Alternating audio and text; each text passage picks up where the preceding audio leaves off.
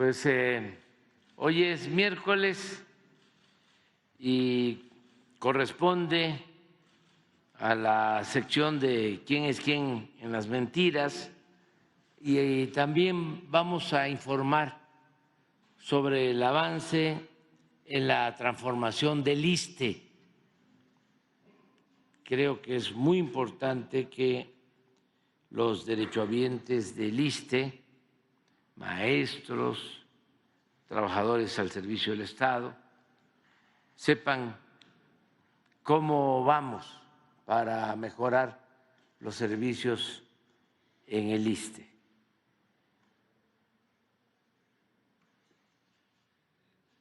De modo que le damos a Elizabeth la palabra y luego lo del ISSSTE. Con su permiso, señor presidente. Buenos días a todas, a todos. Hoy es 19 de junio del año 2024. Esta es la sección ¿Quiénes quieren las mentiras de la semana? Y vamos a iniciar, porque es falso que la producción de la Comisión Federal de Electricidad se haya reducido en 43% en cuanto a la generación hidroeléctrica.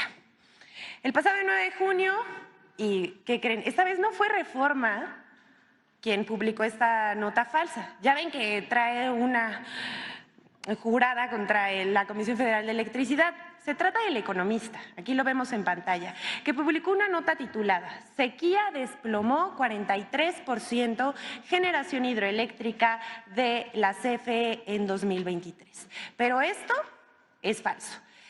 Hay otra falsedad. La nota afirma que en 2023 la Comisión Federal de Electricidad proporcionó energía generada por hidroeléctricas el 7.7% de la producción total de la empresa, menos que en 2022, que fue de 14%. Pero estos datos tampoco son ciertos y vamos a desmentirlos. En 2023, la generación hidroeléctrica de CFE inyectó a la red el 13.34% de la generación de la Comisión Federal de Electricidad. En la nota se compara la generación hidroeléctrica de 2022, que es época invernal, con la de julio de 2021, en verano, cuando llueve. Y las presas turbinan más. La generación hidroeléctrica es estacional, o sea, que no nada más mienten, sino que también publican datos tramposos. Lo que no dicen los medios es que la Comisión Federal de Electricidad, que hoy cuenta con 60 centrales hidroeléctricas que aportan el 22% de la energía que inyecta la empresa del Estado al sistema eléctrico nacional. La CFE desarrolló 20 proyectos hidroeléctricos, moderniza 16 centrales hidroeléctricas y equipa a 4 presas con el fin de proveer energía con bajos costos de operación y mantenimiento, extendiendo su vida útil por más de 50 años. Esto es histórico en México y no como publica El Economista en días pasados. Pero vamos con la siguiente, porque esta sí es una volada. No es verdad que el Gobierno de México haya quitado el derecho a ampararse ante la ley. Seguramente los que nos están viendo, nos están escuchando, aquí los colegas de la prensa han visto esto por doquier, y es que medios de comunicación como Animal Político y Código Magenta, así como la Coparmex, que recordemos que fue uno de los financiadores de la Guerra Sucia durante el periodo electoral, eso no se nos debe olvidar a nadie, así como las mismas cadenas de cuentas automatizadas o bots en redes sociales que han atacado al Ejecutivo Federal. Se han dedicado a difundir que con el decreto emitido por el presidente Andrés Manuel López Obrador el pasado 14 de junio se eliminará el derecho de cualquier ciudadano a acceder a un amparo en contra de un acto de autoridad o ley. ¿Cómo ven esto? Es una volada, ya no saben qué inventar. Esto es mentira. Primero decir que se modifican 2 artículos con este decreto a la ley de amparo. Es el 148 y a este se le agregó un párrafo. Lo voy a leer. Tratándose de juicios de amparo que resuelvan la inconstitucionalidad de normas generales, en ningún caso las suspensiones que se dicten fijarán efectos generales Esto es, este párrafo es con la finalidad de delimitar los efectos de cualquier suspensión. El otro artículo que se reforma es el 129 para acabar con excepciones de la ley. Esto es, este decreto del Ejecutivo Federal se expide por la necesidad de mantener la división de poderes. ¿Y esto por qué? Porque hay jueces que por proteger intereses económicos han suspendido leyes o decretos aprobados por los legisladores y que benefician al pueblo de México. Y ya nada más vamos a dar 3 ejemplos para no dejar.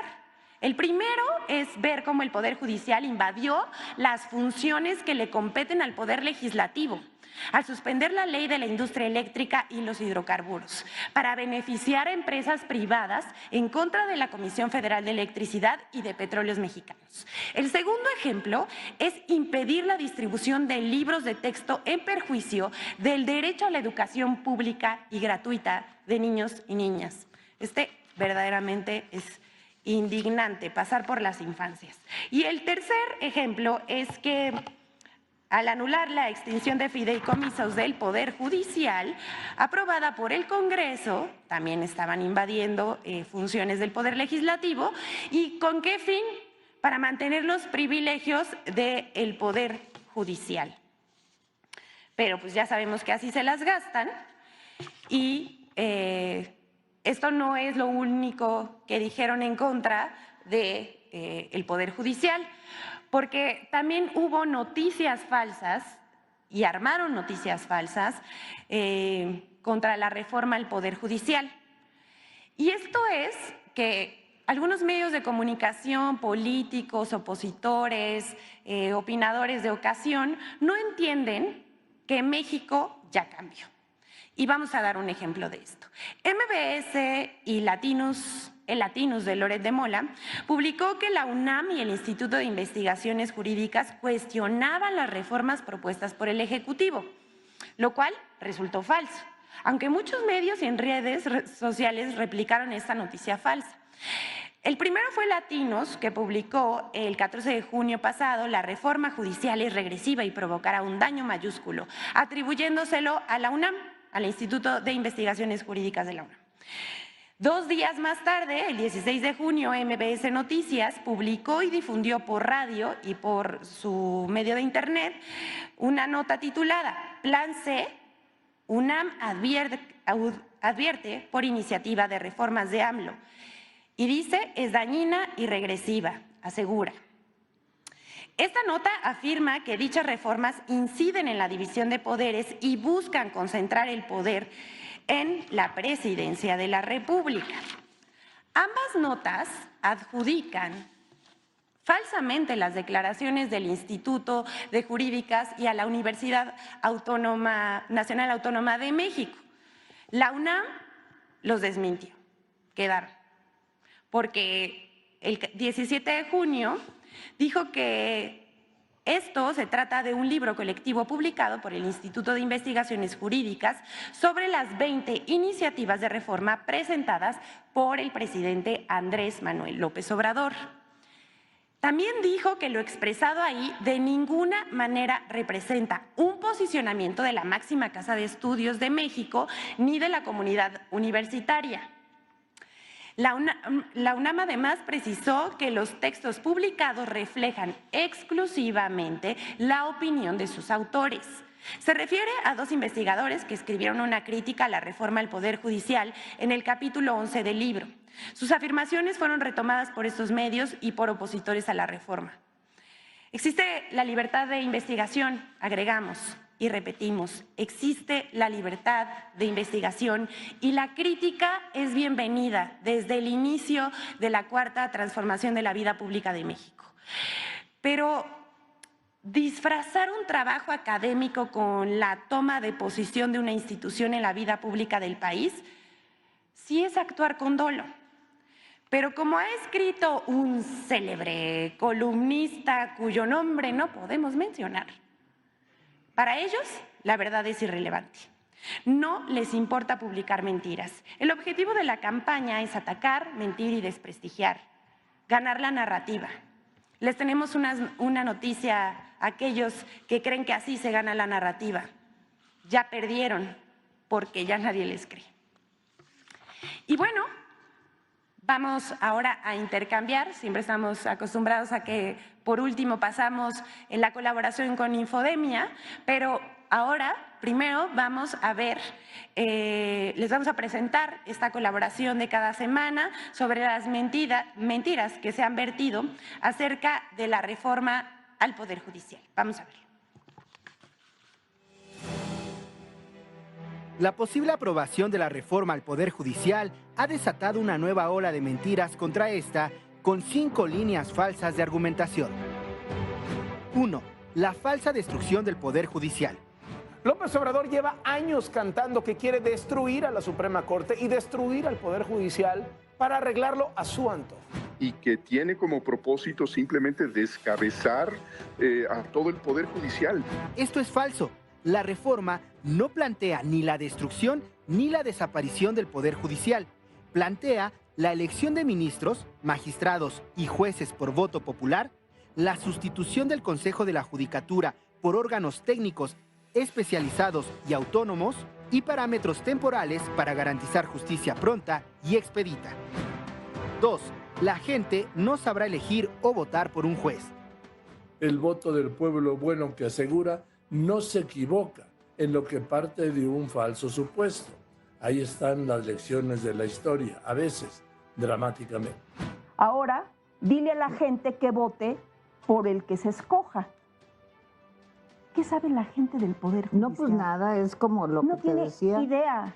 La gente no tiene el conocimiento suficiente, y no estoy diciendo que haya una ignorancia total, pero no existe el conocimiento suficiente sobre la labor de un magistrado, de un juez, de un ministro. Este discurso clasista asume que el pueblo es ignorante e incapaz de tomar sus propias decisiones, olvidando que la propia Constitución lo coloca como el depositario de la soberanía. El artículo 39 de la Constitución asegura que la soberanía nacional reside esencial y originalmente en el pueblo. Todo poder público emana del pueblo y se instituye para beneficio de este. El pueblo tiene en todo tiempo el inalienable derecho de alterar o modificar la forma de su gobierno. La reforma al Poder Judicial propone que sea el Senado quien reciba las postulaciones realizadas por el Poder Ejecutivo, Legislativo y Judicial, verifique los requisitos de elegibilidad establecidos en la Constitución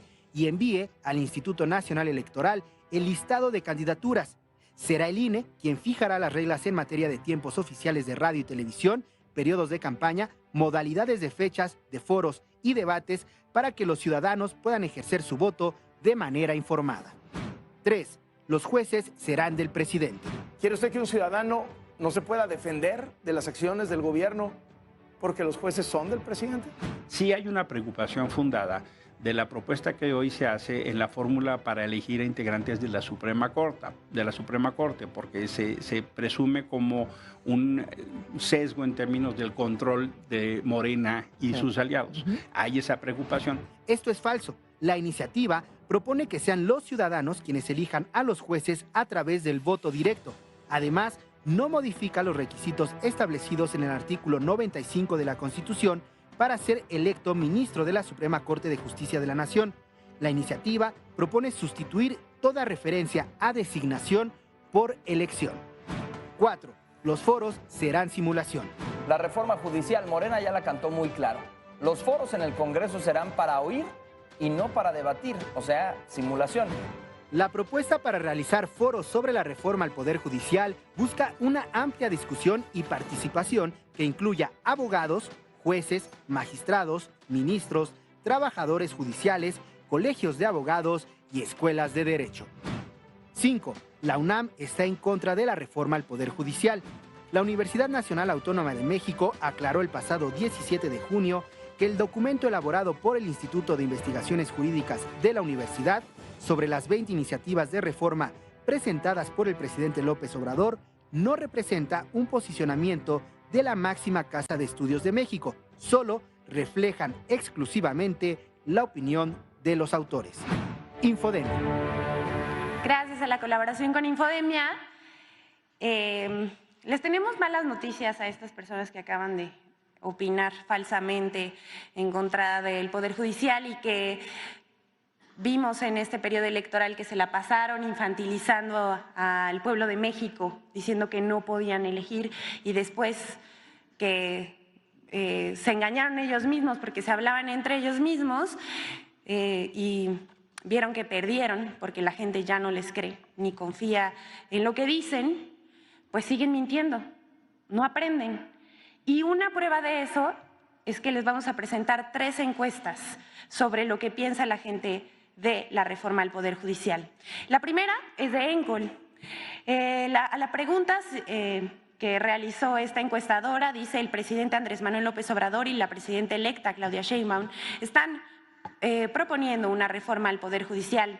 Antes de que yo lo mencionara, haciendo encuestado, ¿usted estaba enterado de esto? El 45% sí estaba enterado, el 54% no está enterado. La otra pregunta que se realizó fue, por lo que usted sabe o ha escuchado, ¿qué tanta corrupción existe en el Poder Judicial? Miren esto. 61% piensa que todos o la mayoría de los magistrados, jueces, son corruptos, mientras el 35% dice que poquito o nada. La otra pregunta que realizaron fue, ¿cómo cree usted que deben ser elegidos los ministros de la Suprema Corte de Justicia de la Nación? Este dato es arrasador y es muy significativo de cómo piensa el pueblo de México. El 75% dice que deben elegirse por elección popular. La otra pregunta que se realizó fue, ¿y cómo cree usted que deben ser elegidos los magistrados y jueces del Poder Judicial? Arrasador también, 73% dice que por elección popular del pueblo de México. Otra pregunta que realizó ENCOL fue, ¿usted estaría de acuerdo o en desacuerdo con la creación de un órgano independiente al Poder Judicial de la Federación que vigile, investigue y sancione a los ministros, magistrados y jueces que incurran en alguna falta o en actos de corrupción? 85% de los encuestados dijo estar de acuerdo en la creación de este órgano independiente. Otra pregunta que realizó ENCOL fue, por lo que usted sabe o ha escuchado, ¿usted considera necesario que se lleve a cabo una reforma en el Poder Judicial, sí o no? La respuesta en un 83% fue que está de acuerdo con la reforma al Poder Judicial. Otra pregunta dice, ¿usted votaría a favor o en contra de reformar al Poder Judicial? Y 82% contestó que está a favor de esto. Esto no concuerda con lo que dicen los opinadores, ¿no les parece?